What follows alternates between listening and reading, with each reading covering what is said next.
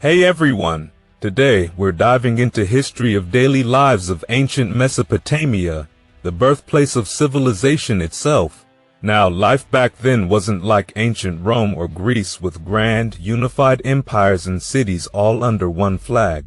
Mesopotamia was a patchwork of different cultures, languages, and small kingdoms. Even in the days of the Akkadian Empire under Sargon the Great, the region was far from being one big, happy civilization. But despite the diversity, people across Mesopotamia did live in some pretty similar ways. Starting around 4500 BCE, when cities first rose up, people began keeping written records. By 3600 BCE, writing was a big part of everyday life, and from that point on, scribes were documenting just about everything, from stories to contracts to daily events. Thanks to them, we actually have a surprisingly clear picture of how people went about their lives in these ancient cities. Thornton Wilder, the American writer, once said that all we know about ancient Babylon is the names of the kings and some copies of wheat contracts and the sales of slaves. But he wasn't exactly right. Today, we know a lot more about ancient Mesopotamian life than that. For instance, cities like Uruk, which had 50,000 people around 2300 BCE, or Mari with 10,000, were organized by social classes just like most societies in history. At the top was the king, believed to be chosen by the gods to protect the people. The priests were a close second. They handled all things religious and made sure the gods were kept happy. If the gods were pleased, the kingdom thrived and the people prospered. Now, even though Sargon of Akkad faced rebellion after rebellion, he's remembered as a legendary figure because his military successes and expanding empire made him seem like a true favorite of the gods. He worshipped the goddess Inanna, and the high priest or priestess served her directly, performing the most important rituals of the city. Meanwhile, lesser priests and priestesses managed daily temple activities, interpreted omens, and even served as healers. In fact, the first doctors and dentists in Mesopotamia were actually priestesses working right in the temple courtyards. One of the most famous priestesses was Indiana, Sargon's daughter, who became high priestess at Ur. She was also the first author known by name, which is incredible to think about. Her daily duties probably included overseeing temple operations and leading ceremonies, not acting as a healer like other priestesses did. Below the priests were the upper classes, made up of wealthy merchants, scribes, tutors, military officers, and other specialists. Scribes were especially respected, working in the temples, at court, or in schools. Teaching was exclusively a male profession. Only boys went to school, and while women enjoyed nearly equal rights, they weren't allowed to study literacy. However, some women, like Indiana, broke the mold and reached respected positions. Then there were private tutors, often highly paid by wealthy families to educate their sons. Tutors had a great reputation for being wise and virtuous, and if their clients were rich enough, they could live very comfortably. The lower class, on the other hand, included the backbone of the city: farmers, artists, builders, brewers, merchants, and soldiers. Some professions, like perfume makers or goldsmiths, could rise in status if they were especially skilled or found the right patrons. Interestingly, even people in the lower class had the chance to move up the social ladder. The town of Kish, for example, was once ruled by Kubaba, a former tavern keeper who rose to become queen. And although men eventually took over jobs that proved lucrative, women were the first to work as brewers, tavern keepers, doctors, and dentists. At the bottom of the social hierarchy were the slaves, who could end up in bondage through war, debt, crime, kidnapping, or family debts. Slaves weren't all from one ethnicity or confined to manual labor. They could be housekeepers, estate managers, tutors, or even skilled artisans. If a slave worked well and gained the trust of their master, they might even be able to buy their freedom one day. And now let's dive into what homes looked like back then and what you might find inside them. Now, unlike today's sprawling neighborhoods, Mesopotamian cities were built around a central hub, usually the temple complex with its towering ziggurat. This meant that the closer you lived to the center, the higher your social status was likely to be. The wealthiest citizens, like priests and nobility, lived in homes made of sun-baked bricks, while those of more modest means had reed houses. And as for the slaves, they lived either in their master's home or nearby, often in small reed structures. But don't get the wrong idea, these weren't just flimsy huts. Even the reed houses were carefully built. Imagine bundles of tall marsh reeds pulled up and tightly tied together, then placed in dugout holes. These bundles were bent and tied at the top to form arches, and mats were layered over for the roof and draped over openings as doors.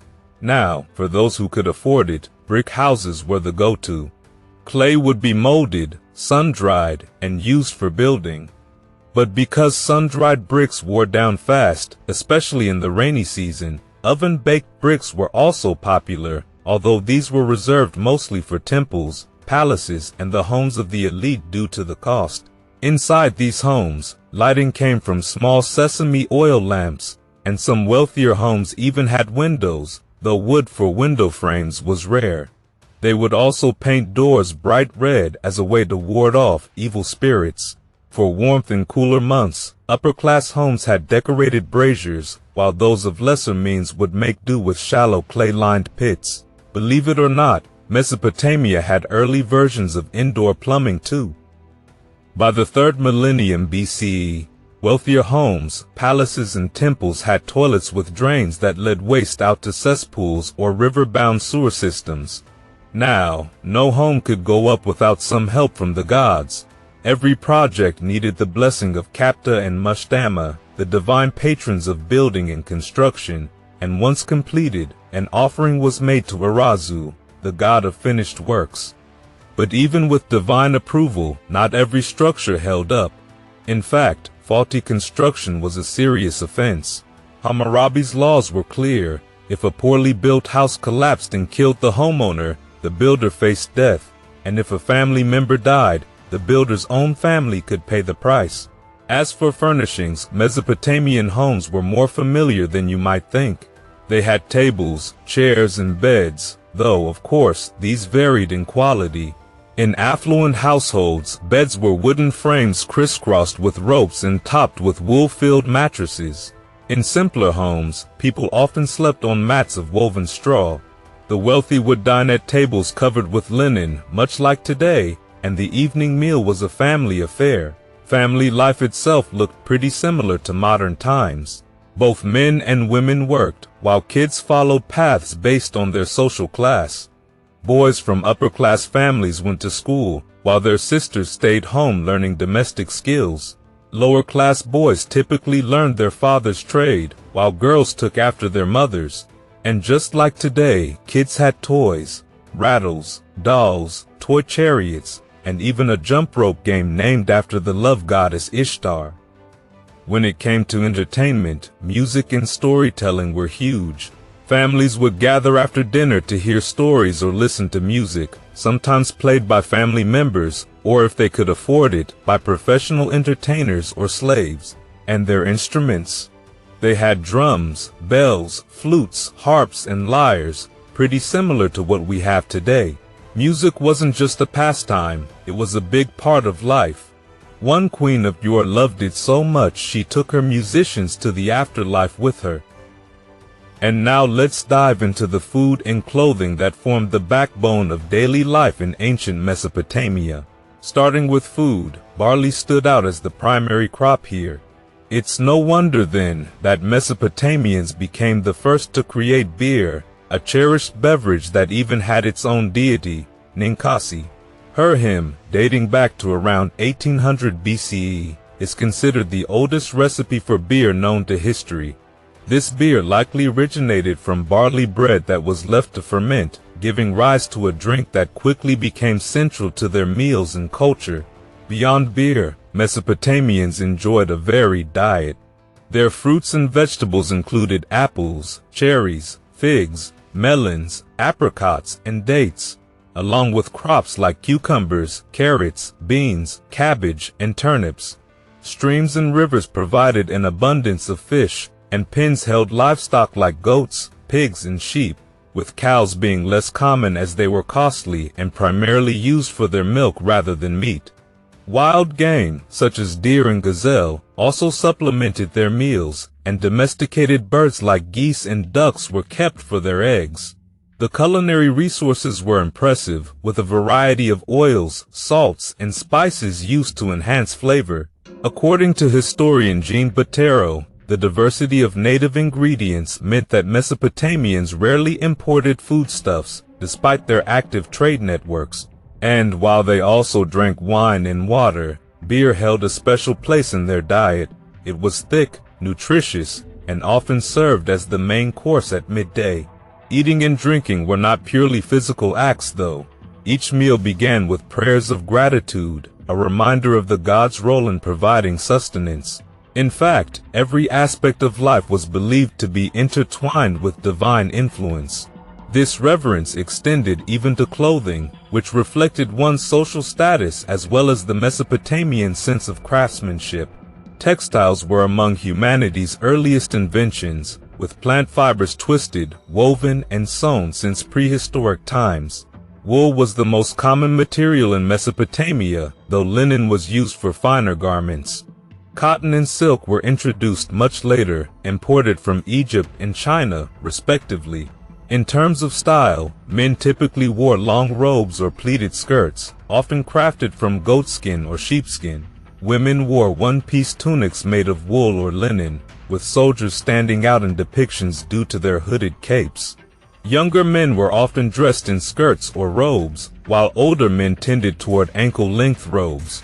Women's clothing was notably varied, featuring different colors and patterns, while men's outfits, except for those of kings and soldiers, were generally simpler and monotone.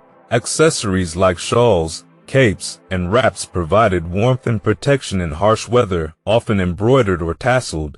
Boys and girls typically mirrored their parents' attire, with everyone sporting sandals. Women's sandals were usually more decorative than those of men. Cosmetics and perfumes were important too, for both men and women. The Mesopotamians used natural ingredients to outline their eyes with a type of mascara, reminiscent of the famed Egyptian style. Perfumes were made by steeping aromatic plants in water and mixing the oils extracted, and certain fragrance recipes were so valued they were closely guarded secrets, capable of elevating a skilled perfumer's status significantly. When we look at their lives, it's clear that many of their needs, habits, and even desires aren't so different from ours today. They balanced family life, work, and community much as we do. Though technology and lifestyle have evolved, the core of human life in ancient Mesopotamia, the daily routines, the little comforts, and the desire for beauty, resonate with a timeless familiarity.